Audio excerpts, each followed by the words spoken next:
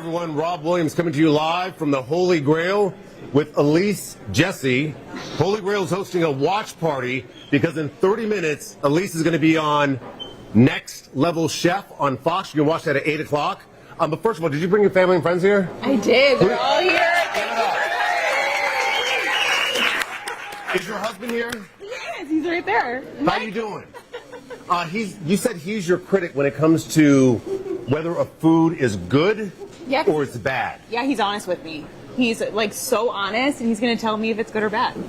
He's not going to sugarcoat because I don't like sugarcoating. No, I don't either. So yeah, you're the same as me. So I'm just put it in front of him. So I've known Elise for like 15 years. 15 years. She started as a production assistant at Fox 19, and then went to Great Falls, Montana. Montana, good memory. She was there for a year. Anybody who works in the business knows that you got to start in a really small market where you're carrying around your own camera and doing everything, right? Yes, absolutely. What was that experience like for you? That was interesting. I was only there a year and 10 days, thankfully. And then you went to Channel 5. Yes. And then became the sports reporter and anchor you always wanted to be. Yes. In your hometown. Yes. I wanted to get back to Cincinnati, and I was surprised that I was able to come back so soon and work with George Vogel and Ken Brew, and it was just absolutely fantastic. Yeah. Seems like you're a risk taker because 18 months ago you decided, you know what? I'm going to take my closet love of cooking, and I'm going to put it on Instagram. Yes, I did. Why were you in the closet about your cooking? You know, I was worried at first that it would compromise my credibility as a sports reporter and anchor, so I just the people who knew me well knew that I was cooking all the time. But I just didn't put it out in the world yet, and then finally my husband was one of the ones that told me to start the Instagram account, and I just decided to start posting my favorite recipes that I make for my family, and it took off from there. You can see her cooking channel on Instagram has 82,000 followers. Yeah. So if you follow Elise, why don't you follow me too? Robert Williams. Yes. I would appreciate it. So it seems like with you don't hesitate, you just do. Yes. Have you always been that way? Yeah, I've always been kind of a risk taker. That's just kind of who I am. Let's just find out. What's the worst that could happen, you know? How did you know on Instagram that your recipes were like getting ready to blow up?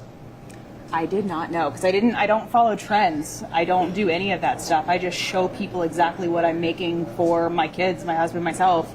And all of a sudden the traction just kept building and building. And it was totally unexpected.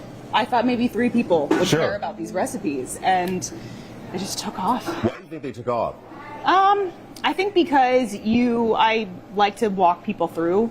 And it's not so much of a fancy production. It's more just, hey, I'm talking to my friend here. Here's how I would make this recipe. Here's how I would make this ranch dressing, this bread, this mayonnaise, whatever it is. And just kind of talk to people like my community, my friends. Yeah. Now, her kids, like a lot of kids, are kind of picky when it comes to food. Yes. And so you have to rebrand food so your kids will eat it. Tell me about that. All the time. I was making ravioli from scratch one day. And I told the kids that we were going to have ravioli at first, and then I instantly knew that was a bad idea because the look on their faces were like, wait a second, what's ravioli? We're not eating that. And then I said, actually, it's a cheese present. So it's cheese wrapped up in a noodle present. They ate the whole plate. That's ingenious. You just got to rebrand for kid fun language and verbiage. Because now your kids always want mashed potatoes, so you cook mashed potatoes like 3 times a week? Oh, all the time. All the time. They love mashed potatoes, but my daughter is very specific. She has to check it to make sure that the salt level is correct. Yeah. And she has to check to make sure that the creaminess is on point too. It's so great. So I don't know if you know this about me. Like, I'm a huge cook too, right? Yes, I do that about you. I cook Thanksgiving dinner, Christmas dinner every year, right? And I love doing it. However, when it comes to mashed potatoes, I feel like it's a waste of time, and I just need to go to the grocery store and buy Bob Evans. No. Because I feel like Bob Evans is about as good as it gets. Am I alone here? Am I alone? I'm not alone, right? You're alone. I'm going to get you a ricer for Christmas. I have a ricer. You do? Yes. You still have And if you don't know what a ricer is, it's like really inside baseball chef kind of stuff.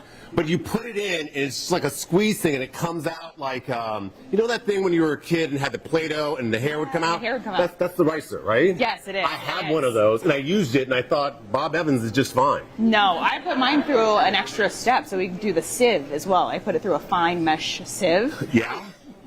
Wow. How long do you spend in the kitchen every day? I cook almost every single meal that we eat. So it's breakfast, lunch, and dinner. I'm happy to be there. That's my happy place. And so I Agreed. look forward to it when I wake up. I'm like, okay, we're going to make breakfast for the kids before school. So this is what I do. Like, let's say I want to make something, right? I go on YouTube, I watch videos, I'm like looking up recipes. This is what I'm doing, focusing on for like 3 days. And I go in the kitchen because for these 2 hours, this is what I'm doing. And it's a way to de-stress and like Yes. unplug from life. Do you feel the same way? I feel the same way. It's once I'm in the kitchen, and usually I'll kind of ad-lib quite a lot. I'll add different spices and see how things work together and test out different things, but my mind finally goes quiet. The stress goes away, and I am just in the moment and right there. It was a friend who told you should share these recipes on Instagram, right? Is she around here? No, Oh. no, she's got 4 kids. She's got 4 babies at home. Understood, right? Yeah.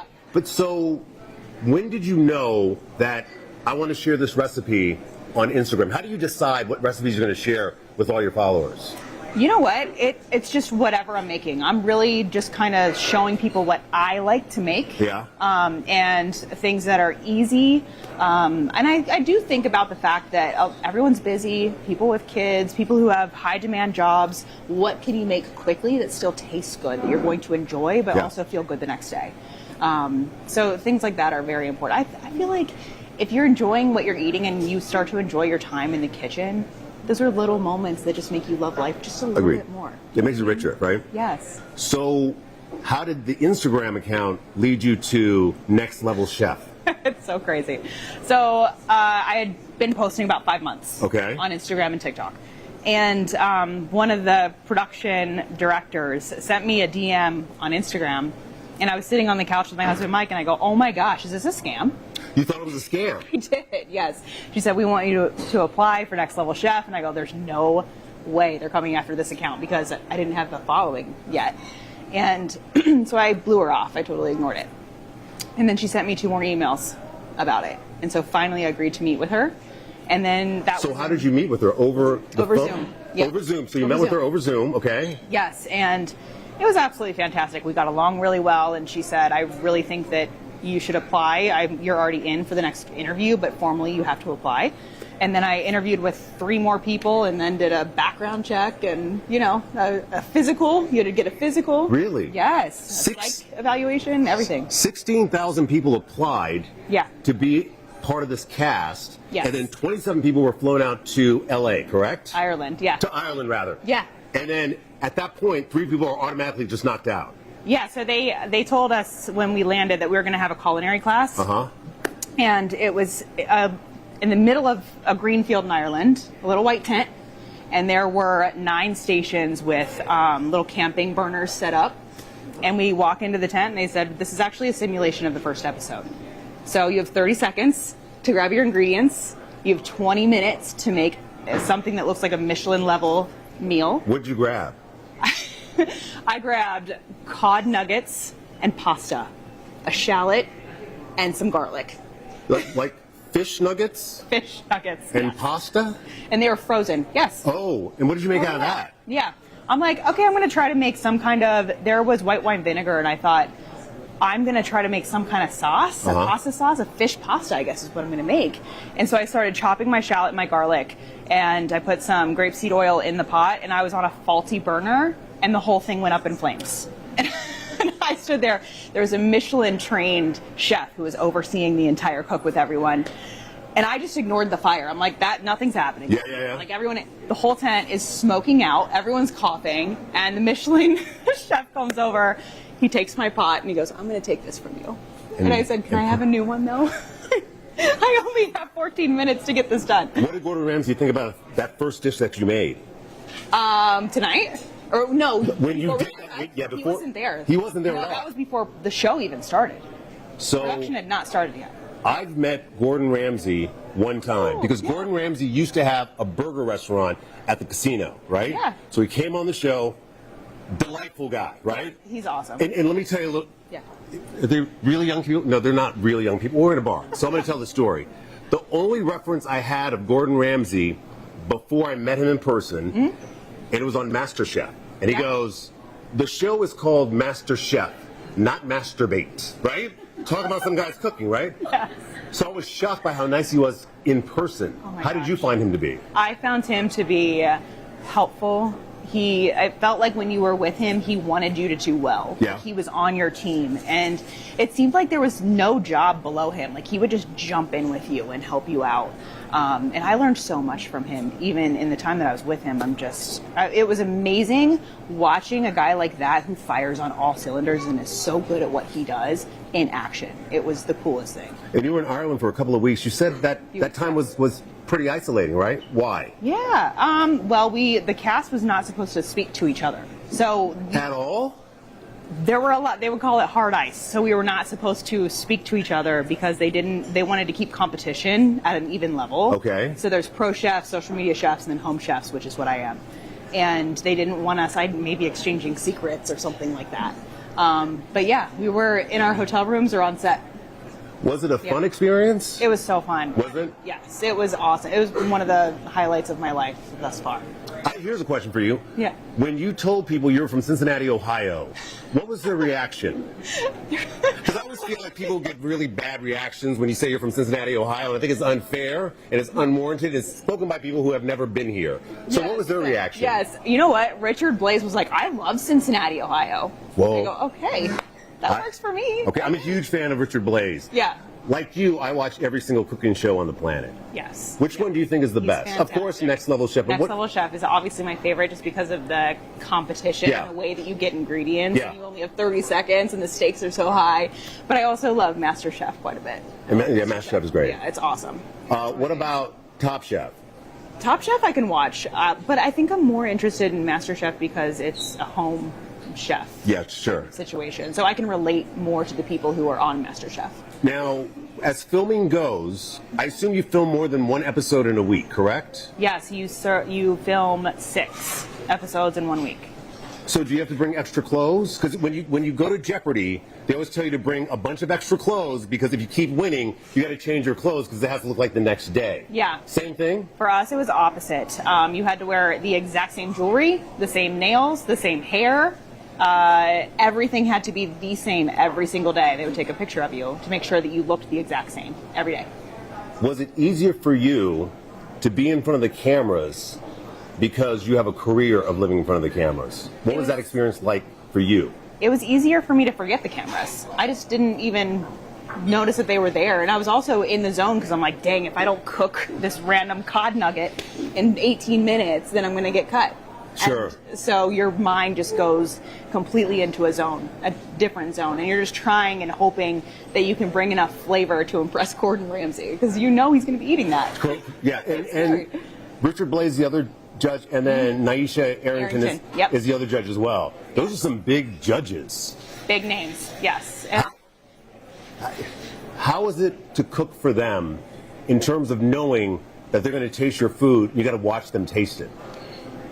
depending on the ingredients that you get, it's nerve-wracking. So if you get a great ingredient and you know what to do with the ingredient, you feel great. But if you get something you've never cooked before, then you're on pins and needles a little bit because you don't know whether or not they're going to like the way that you cooked it because they've tasted almost everything in the world, right? So Like what?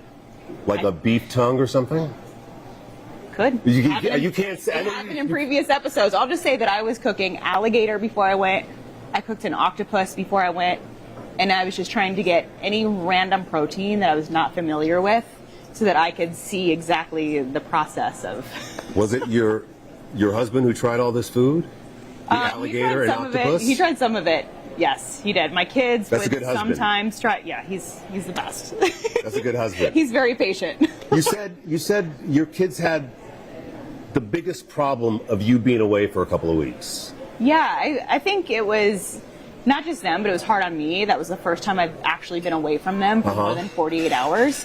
And so being away from them and not being able to, hold their little hands or hear their voices every day was hard. But being on a cooking show is my dream.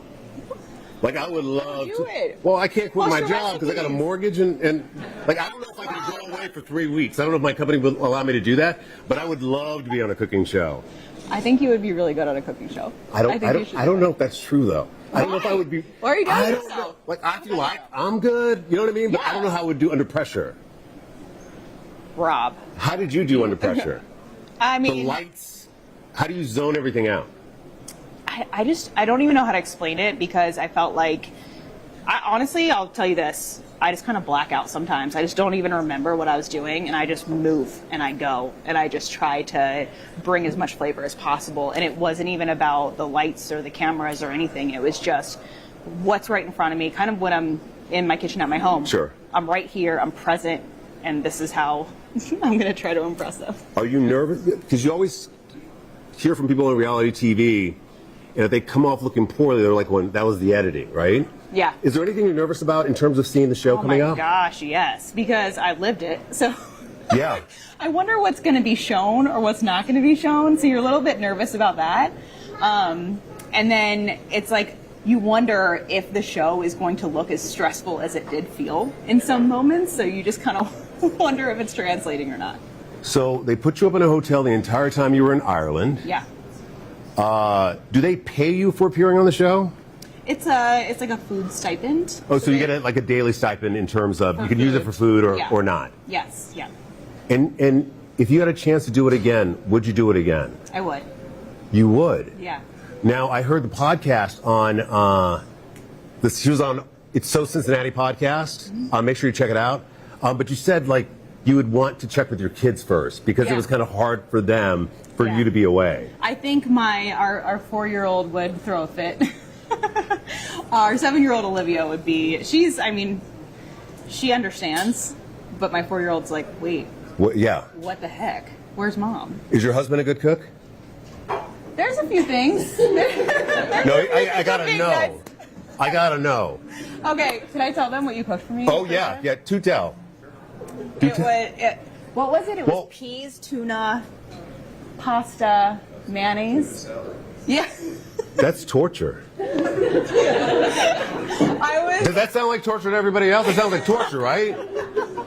was proud of the effort. Yeah, he sure. made the effort. He's like, this is what I know how to cook, and this is what I'm going to cook for you. So I was appreciative of that. You see the effort. Does he help in the kitchen? I don't want anyone to help me in the kitchen. I really don't either, but the kids They want to help. They want to help. And I don't want to be the type of mom who is like, you can't help. You have to watch from the sidelines.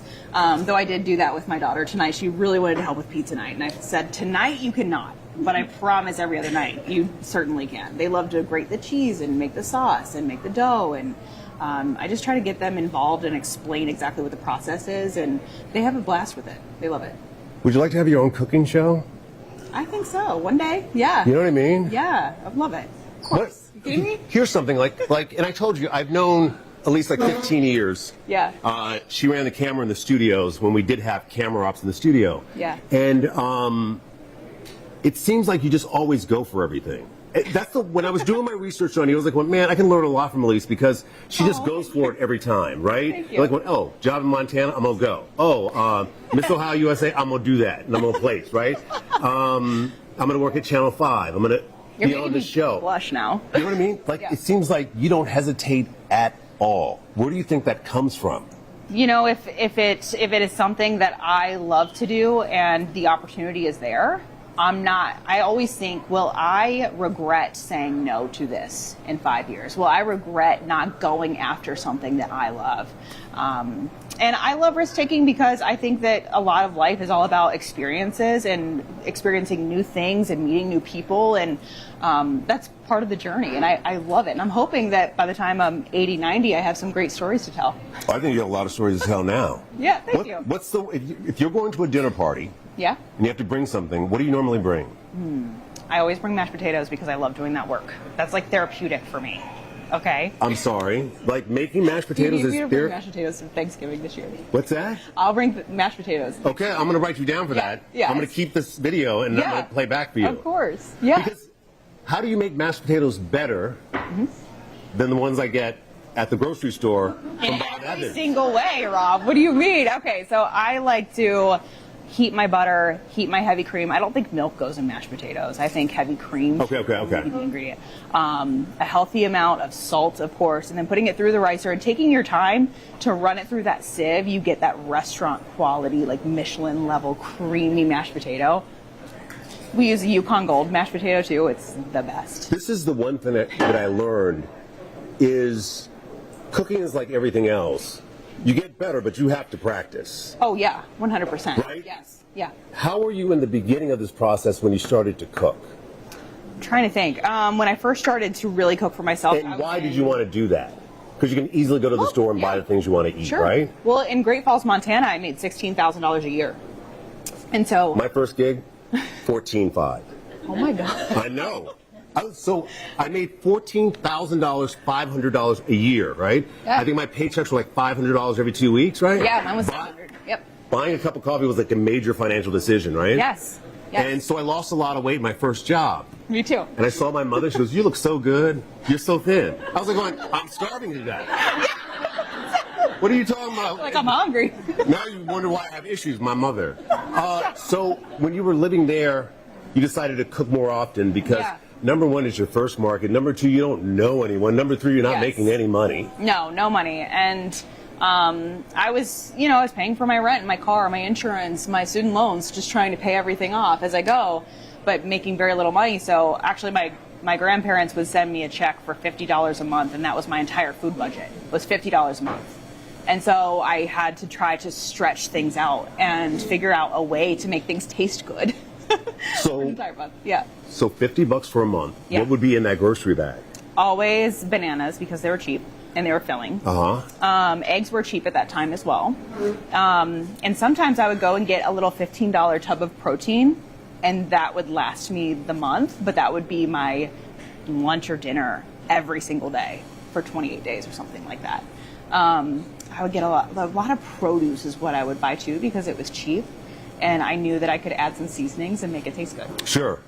Mine is when I was starving, mine was like pancake mix, where you only needed to add water because you're not going to have milk or eggs. No. You just need just add water, and you could eat off of that for like a week. Yes. You know what I mean? Yeah, it's a great idea. Fantastic.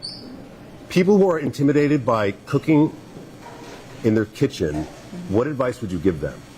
I usually tell people, because I get asked this a lot actually, I usually tell them to make it into a fun, ritualistic type of process. Put on your favorite music, pour yourself a glass of wine or a mocktail, and really just try to be present and enjoy yourself, and just think of it almost as an experiment. Try a new spice out.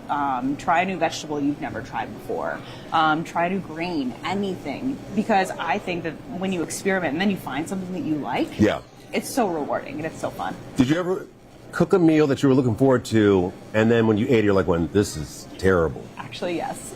What was it? That was the last time I tried a TikTok trend. That was at the very beginning. It was something with like a cheeseburger in a pie crust or something like that, and I tried it, and the whole family was like, "What is this?" It was so gross. And I go, "That's the last time I'm trying a TikTok trend recipe. It's not happening." Have you ever tried to make your own version of like Cincinnati style chili? Oh yeah, I make it all the time. Yeah. Do you really? Yeah. Okay, I would like that recipe. Yeah, I'll give that to you. Absolutely. I like to cook mine low and slow with some bay leaves in there, a cinnamon stick. Yes, I had chocolate. What do you hope for next? That's a great question. What do you hope this leads to? I mean, your life just leads in all kinds of different ways and spaces. I think it's fantastic. I don't even know if that question's answerable. It's very hard to answer, but I always just keep an open mind. That's kind of how I've lived my entire life, is just keep an open mind. And then when an opportunity is presented to me, or if I go after an opportunity that I like, I have the opportunity to decide whether or not that works for me. So that's how I live. And your go-to restaurant?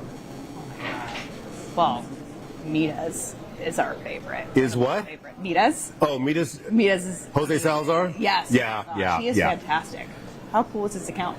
Well, the thing is like, I moved to Cincinnati in 1995, right?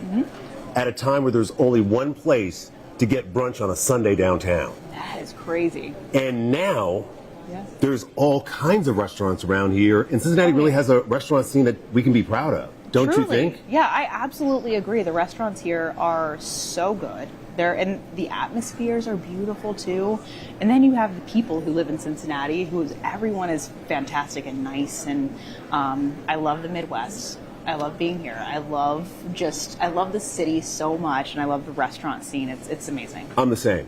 The thing is like when I first moved here, they wanted me to sign a 3-year deal. I said no. I said a 2-year deal, and I'm gonna keep it moving, right? Competitive. 30 years ago, 30 years ago, I said that, right? Yeah. And now, I think Cincinnati is the greatest place on earth. Yeah, I agree with And you. I wouldn't trade it for anything. Yeah, I wouldn't either. And it's because of the people and people like yourself. 100. And you too. You're Thank part you. of the fabric that makes the city so great. I know. So I'm glad. Give it up for Elise Jesse.